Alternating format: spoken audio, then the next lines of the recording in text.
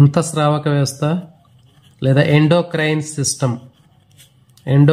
System మన బాడీలో ఉండేటటువంటి గ్లాండ్స్ లేదా గ్రంథులు అనేవి రెండు రకాలుగా ఉంటాయి.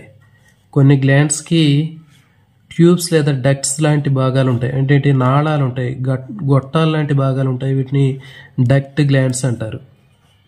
అదేవిధంగా మన బాడీలో ఉన్నటువంటి మరికొన్ని గ్రంథులకు ఎలాంటి ట్యూబ్స్ లాంటివి ఉండవు. వీటిని వినాళ గ్రంథులు, డక్ట్లెస్ గ్లాండ్స్ అంటారు. డక్ట్ మీన్స్ ట్యూబ్, అంటే మన బాడీలో ఉండేటటువంటి గ్లాండ్స్ ఏవైతే ఉన్నాయో వాటిలో కొన్నిటికి ట్యూబ్స్ అనేవి ఉంటాయి, మరికొన్నిటికి ట్యూబ్స్ అనేవి ఉండవు. సో దాన్ని బేస్ చేసుకుని మనకి గ్లాండ్స్ అనేవి 2 types, duct glands and ductless glands. నాళ గ్రంథులు, వినాళ గ్రంథులు. నాళ గ్రంథులు తీసుకున్నట్లయితే డక్ట్ గ్లాండ్స్కి they have a tubes or ducts. వీటికి ట్యూబ్స్ లేదా గొట్టాలు లాంటి నిర్మాణాలు అనేవి కనిపిస్తూ ఉంటాయి. నెక్స్ట్ డక్ట్లెస్ గ్లాండ్స్, వినాళ గ్రంథులు తీసుకున్నట్లయితే they don't have any tubes or ducts. వీటికి ఎలాంటి ట్యూబ్స్ కానీ గొట్టాలు లాంటివి ఉండవు. ఫర్ ఎగ్జాంపుల్ డక్ట్ గ్లాండ్స్ తీసుకున్నట్లయితే నాళ గ్రంథుల్లో సెలైవరీ గ్లాండ్స్, లాలాజల గ్రంథులు, ఇవి సెలైవాని ప్రొడ్యూస్ చేస్తాయి, అంటే లాలాజలాన్ని తయారు చేస్తాయి. తయారైనటువంటి లాలాజలము ఈ సెలైవరీ డక్ట్స్, లాలాజల నాళాల ద్వారా నోటిలోకి రావటం జరుగుతుంది. నెక్స్ట్ స్వెట్ గ్లాండ్స్, మన స్కిన్లో చెమట గ్రంథులు లేదా స్వేద గ్రంథులు అనేవి ఉంటాయి, స్వెట్ గ్లాండ్స్. ఇవి స్వెట్ని ప్రిపేర్ చేస్తాయి. ప్రిపేర్ చేసినటువంటి స్వెట్ ట్యూబ్స్, నాళాల ద్వారా ఈ స్వెట్ అనేది బయటికి రిలీజ్ అవటం జరుగుతుంది. నెక్స్ట్ లివర్, దీన్ని కాలేయం అంటారు. దీనికి కూడా నాళాలు ఉంటాయి. ఇది తయారు చేసినటువంటి పైత్యరసము హెపాటిక్ డక్ట్ ద్వారా, కాలేయ నాళం ద్వారా స్మాల్ ఇంటెస్టైన్, చిన్న ప్రేగులోకి రావడం జరుగుతుంది. కాలేయం తయారు చేసేటటువంటి, లివర్ తయారు చేసేటటువంటి బైల్ జ్యూస్ ఏదైతే ఉందో పైత్యరసము, అది హెపాటిక్ డక్ట్ అంటే కాలేయ నాళాల ద్వారా స్మాల్ ఇంటెస్టైన్లోకి రావడం జరుగుతుంది. సో ఇప్పుడు ఇక్కడ మనం చూసినటువంటి వాటిలో సెలైవరీ గ్లాండ్స్ కానివ్వండి, స్వెట్ గ్లాండ్స్ కానివ్వండి, లేకపోతే లివర్ కానివ్వండి, సో వీటన్నింటిలో కూడా ఇవన్నీ కూడా గ్లాండ్సే. వీటికి ప్రత్యేకంగా అవి తయారు చేసేటటువంటి ఆ మెటీరియల్స్ అవి ఎక్కడికి వెళ్ళాలో అక్కడికి ఒక ట్యూబ్స్ లేదా గొట్టాల ద్వారా వెళ్తూ ఉన్నాయి. సో అందుకని వీటిని డక్ట్ గ్లాండ్స్ అని చెప్తున్నారు. So these are called duct glands, అంటే నాళ గ్రంథులు అంటున్నారు. ఇవి తయారు చేసేటటువంటి మెటీరియల్స్ ఏవైతే ఉంటాయో అవి ఈ ట్యూబ్స్ లేదా గొట్టాల ద్వారా అవి ఎక్కడికి వెళ్ళాలో ఆ టార్గెట్ ఆర్గాన్స్కి అవి రీచ్ అవుతూ ఉంటాయి. నెక్స్ట్ డక్ట్లెస్ గ్లాండ్స్, వినాళ గ్రంథులు. వీటికి ఎలాంటి ట్యూబ్స్ లేకపోతే గొట్టాలు లాంటివి ఉండవు, అందుకే వీటిని డక్ట్లెస్ గ్లాండ్స్ అని పిలవటం జరుగుతుంది. ఎగ్జాంపుల్ ఎడ్రినల్ గ్లాండ్, అధివృక్క గ్రంథి, థైరాయిడ్ గ్రంథి. సో ఇవి రిలీజ్ చేసేటటువంటి వాటిని ఏమంటారంటే దే రిలీజ్ కెమికల్ సబ్స్టెన్సెస్. ఇవి రసాయన పదార్థాలని విడుదల చేస్తాయి. So these chemical substances are called as hormones. వీటిని హార్మోన్లు అని పిలుస్తారు. సో ఈ హార్మోన్ అనేటటువంటి పదాన్ని ఫస్ట్ ఇంట్రడ్యూస్ చేసినటువంటి సైంటిస్టు స్టార్లింగ్.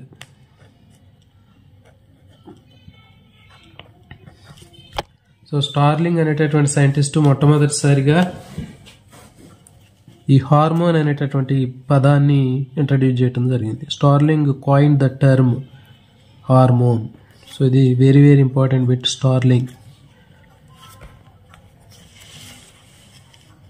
సో ఈ విధంగా మనకి గ్లాండ్స్ తీసుకున్నట్లయితే కొన్ని డక్ట్ గ్లాండ్స్ ఉంటాయి మన బాడీలో, డక్ట్లెస్ గ్లాండ్స్ ఉంటాయి. డక్ట్ గ్లాండ్స్కి ట్యూబ్స్ లేదా డక్ట్స్ అనేవి ఉంటాయి. డక్ట్లెస్ గ్లాండ్స్కి వీటికి ఎలాంటి ట్యూబ్స్ డక్ట్స్ అనేవి ఉండవు, అందుకే వీటిని డక్ట్లెస్ గ్లాండ్స్, వినాళ గ్రంథులు అంటున్నారు. వీటిని నాళ గ్రంథులు అంటున్నారు.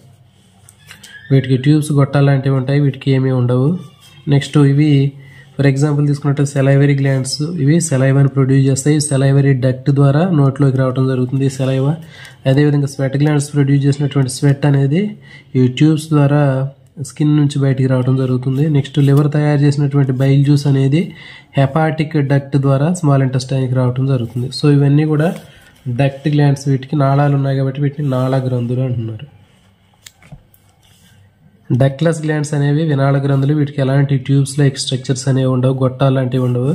Example adrenal gland, thyroid gland. So ఇవి రిలీజ్ చేసేటటువంటి కెమికల్ సబ్స్టెన్సెస్ని హార్మోన్స్ అని చెప్తారు.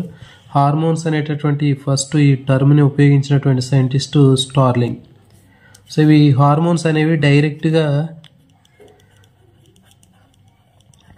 బ్లడ్ సర్క్యులేషన్లోకి ఎంటర్ అవుతాయి. సో ఈ బ్లడ్ సర్క్యులేషన్ ద్వారా ఇవి ఏ ఆర్గాన్స్ మీదకి వెళ్ళి వాటి యొక్క ఎఫెక్ట్ని చూపించాలో ఆ ఆర్గాన్స్ దగ్గరికి బ్లడ్ సర్క్యులేషన్ ద్వారా ఇవి వెళ్ళటం జరుగుతుంది. ఎందుకంటే వీటికి ప్రత్యేకంగా ఎలాంటి ట్యూబ్స్, గొట్టాలు లేవు కాబట్టి ఇవి ఈ హార్మోన్స్ అనేవి బ్లడ్ సర్క్యులేషన్ ద్వారా పోయి వాటి యొక్క టార్గెట్ ఆర్గాన్స్ మీద అవి వాటి యొక్క ఎఫెక్ట్ని చూపిస్తూ ఉంటాయి.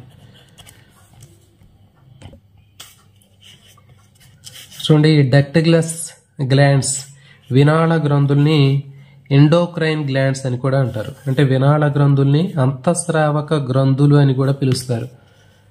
ఈ అంతఃస్రావక గ్రంథులు లేదా ఎండోక్రైన్ గ్లాండ్స్ ఉన్నటువంటి మొత్తం సిస్టమ్ని ఎండోక్రైన్ సిస్టమ్ అని పిలుస్తారు.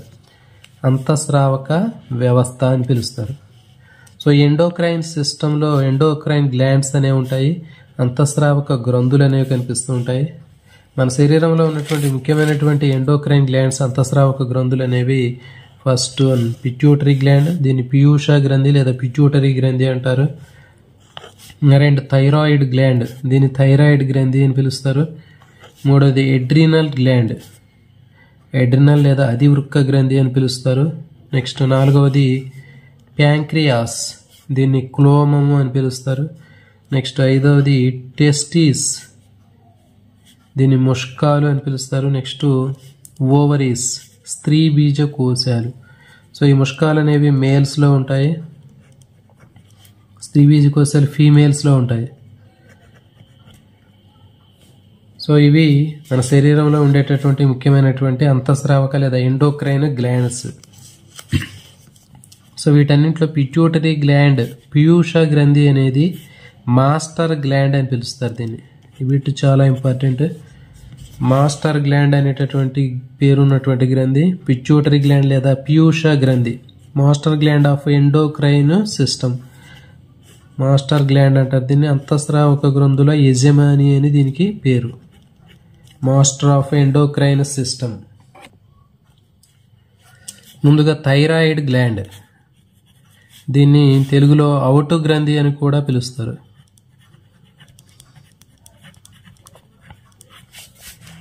సో ఈ థైరాయిడ్ గ్రంథి అనేది థ్రాట్ అంటే గొంతు దగ్గర మనకు కనిపిస్తూ ఉంటుంది.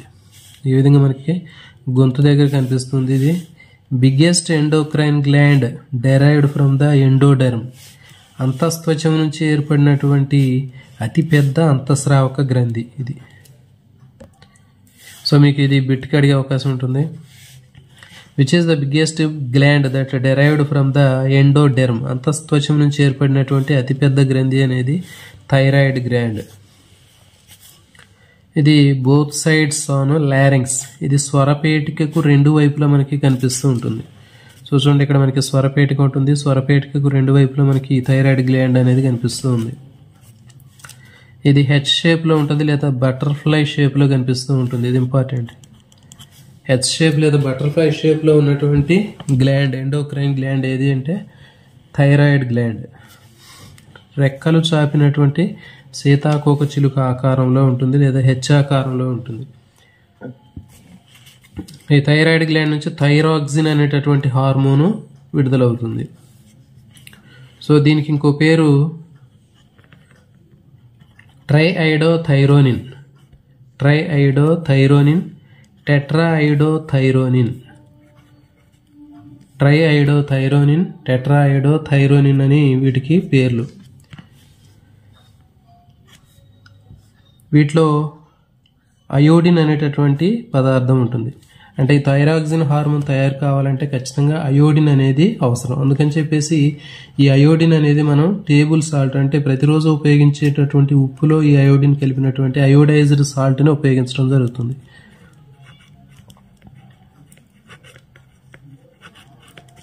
సో రోజు తీసుకునేటటువంటి టేబుల్ సాల్ట్ అయోడైజ్డ్ సాల్ట్ ద్వారా మనకి ఈ థైరాక్సిన్ అనేది తయారవుతుంది. సో సో చూడండి, థైరాయిడ్ గ్లాండ్ లేదా దీనికి మరొక పేరు అవటు గ్రంథి అంటారు. ఇది గొంతు దగ్గర ఉంటుంది. ఇది అంతఃత్వచం నుంచి ఏర్పడినటువంటి అతిపెద్ద గ్రంథి. Biggest gland derived from the endoderm, both sides of larynx. స్వరపేటికకు రెండు వైపులా కనిపిస్తుంది. ఇది హెచ్ షేప్ లో ఉంటుంది, బటర్ఫ్లై షేప్ లో కనిపిస్తుంటుంది. నెక్స్ట్ దీని నుంచి థైరాయిడ్ గ్లాండ్ రిలీజ్ చేసేటటువంటి హార్మోన్ థైరాక్సిన్ హార్మోన్ అంటారు. దీనికి మరొక పేరు ట్రైఐడోథైరోనిన్, అదేవిధంగా టెట్రాఐడోథైరోనిన్ అని పిలవటం జరుగుతుంది. ఈ థైరాక్సిన్ హార్మోన్ తయారు కావాలంటే కంపల్సరీగా అయోడిన్ అనేది చాలా అవసరం. సో అయోడిన్ సమక్షంలో ఈ థైరాక్సిన్ హార్మోన్ తయారవటం జరుగుతుంది. ఇది మనం రోజు తీసుకునేటటువంటి సాల్ట్ ద్వారా ఈ అయోడిన్ అనేది మన బాడీలోకి వస్తుంది. చూడండి, మరి థైరాక్సిన్ ఫంక్షన్స్ తీసుకున్నట్లయితే general growth rate and metabolic యాక్టివిటీస్ని కంట్రోల్ చేస్తుంది. అంటే సాధారణమైనటువంటి పెరుగుదల రేటును, జీవక్రియలను ఇది నియంత్రిస్తూ ఉంటుంది. It stimulates the cells consume oxygen and release more amount of ATP. అంటే సెల్స్ కణాలన్నీ కూడా ఎక్కువ మొత్తంలో ఆక్సిజన్ తీసుకుని ఎక్కువగా ఏటీపీని, ఎనర్జీని విడుదల చేయడానికి ఈ థైరాక్సిన్ హార్మోన్ ఉపయోగపడుతుంది. అయితే ఈ హార్మోన్ ఎక్కువగా థైరాయిడ్ గ్లాండ్ నుంచి థైరాక్సిన్ అనేటటువంటి హార్మోన్ ఎక్కువగా విడుదలైనట్లయితే దాన్ని హైపర్ సిక్రీషన్ అంటారు. థైరాక్సిన్ హార్మోన్ ఎక్కువగా అధిక స్రావం జరిగినట్లయితే దాన్ని హైపర్ థైరాయిడిజం అని పిలుస్తారు. హైపర్ సిక్రీషన్, థైరాయిడ్ గ్లాండ్ నుంచి థైరాక్సిన్ హార్మోన్ ఎక్కువ మొత్తంలో విడుదలవటాన్ని థైరాక్సిన్ అధిక స్రావం అంటారు. హైపర్ థైరాయిడిజం అని పిలుస్తారు. సో మరి దీని లక్షణాలు ఏంటంటే ఎగ్జాప్థాల్మిక్ గాయిటర్. అంటే ఎగ్జాప్థాల్మిక్ గాయిటర్ అంటే ప్రొట్రూడింగ్ ఐస్, కనుగుడ్లు అనేవి బయటికి పొడుచుకొచ్చినట్లుగా కనిపిస్తూ ఉంటాయి. బయట మనం చూస్తూ ఉంటే చాలా మందికి కళ్ళు, గుడ్లు అనేవి ఎక్కువగా బయటికి పొడుచుకొని కనిపిస్తూ ఉంటాయి. సో దీన్ని ప్రొట్రూడింగ్ ఐస్ అని చెప్తారు. సో దీనికి కారణం ఏంటంటే ఈ థైరాయిడ్ గ్లాండ్ నుంచి థైరాక్సిన్ హార్మోన్ ఎక్కువ మొత్తంలో విడుదలవటం వల్ల ఇట్లా ఎగ్జాప్థాల్మిక్ గాయిటర్ అనేది రావటం జరుగుతుంది. ఇది చాలా చాలా important. Next, deficiency of iodine through food. మనం తీసుకునేటటువంటి ఆహారం ద్వారా ఈ అయోడిన్ సరిపడా అయోడిన్ అనేది మన శరీరానికి అందకపోయినట్లయితే అప్పుడు హైపోథైరాయిడిజం అనేటటువంటి డిసీజ్ రావటం జరుగుతుంది. అంటే థైరాక్సిన్ హార్మోన్ తక్కువగా స్రవించబడుతుంది. దీన్ని హైపోథైరాయిడిజం అంటారు. ఎక్కువగా విడుదలైతే హైపర్ థైరాయిడిజం అంటారు. అదేవిధంగా తక్కువగా ఈ హార్మోన్ తక్కువగా విడుదలైతే హైపోథైరాయిడిజం అని పిలుస్తారు. ఈ హార్మోన్ తక్కువగా విడుదలైనట్లయితే సింపుల్ గాయిటర్ అనేటటువంటి సిమ్టమ్స్ కనిపిస్తూ ఉంటాయి. దీన్ని సరళ గాయిటర్ అని పిలుస్తారు. సో దీని సిమ్టమ్స్ తీసుకున్నట్లయితే స్వెల్లింగ్ ఎట్ నెక్ రీజియన్, గొంతు దగ్గర వాపులాగా ఒక కాయలాగా కనిపిస్తూ ఉంటుంది. ఇట్లా గొంతు దగ్గర ఒక పెద్ద గడ్డలాగా లేదా ఒక కాయలాగా కనిపిస్తూ ఉంటుంది. సో ఇది సింపుల్ గాయిటర్. సో ఇది చాలా చాలా ఇంపార్టెంట్. థైరాక్సిన్ హార్మోన్ తక్కువగా స్రవించడం వల్ల అంటే హైపోథైరాయిడిజం వలన సింపుల్ గాయిటర్, సరళ గాయిటర్ వస్తుంది. థైరాక్సిన్ హార్మోన్ హైపర్ సిక్రేషన్ అంటే ఎక్కువగా స్రవించడం వల్ల హైపర్ థైరాయిడిజం అనేది వస్తుంది. అంటే ఎగ్జాప్థాల్మిక్ గాయిటర్ అనేది వస్తుంది.